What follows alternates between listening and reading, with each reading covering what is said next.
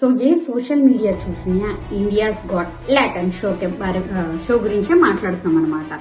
So దాంట్లో vulgar comedy చేశారు, ఈయన బీర్ బైసెప్స్ అయినా రైన్ వాళ్ళు వీళ్ళందరూ అని చెప్పేసి. రిమెంబర్ వన్ థింగ్, వాళ్ళకి అన్ని వ్యూస్ వచ్చి వాళ్ళంతా వల్గారిటీ మాట్లాడేలా ఎవరు ఎంకరేజ్ చేసింది? ఇప్పుడు వాళ్ళ మీద మోర్ దాన్ 100 FIRs చేయడం అవేంటి?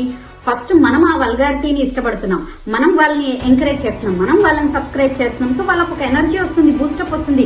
జనాలకు కావాల్సింది డబల్ మీనింగ్, జనాలకు కావాల్సింది వల్గారిటీ అని.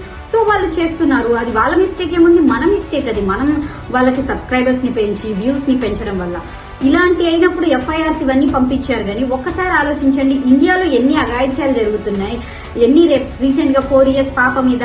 ఇలాంటి అయినప్పుడు ఆ సోషల్ మీడియా రియాక్ట్ అవ్వదు, మీరు జనాలు కూడా ఎవరిని రియాక్ట్ అవ్వరు. బట్ ఒక చిన్న కామెడీ షో గురించి మాత్రం ఇంత హంగామా చేస్తుంది. సో ఆ కామెడీ షోలో వాళ్ళు చేసింది తప్పైతే మనం కూడా అంతే బాధ్యులం, ఎందుకంటే మనం వాళ్ళని ఎంకరేజ్ చేశాం స్టార్టింగ్ నుంచి. Thank you.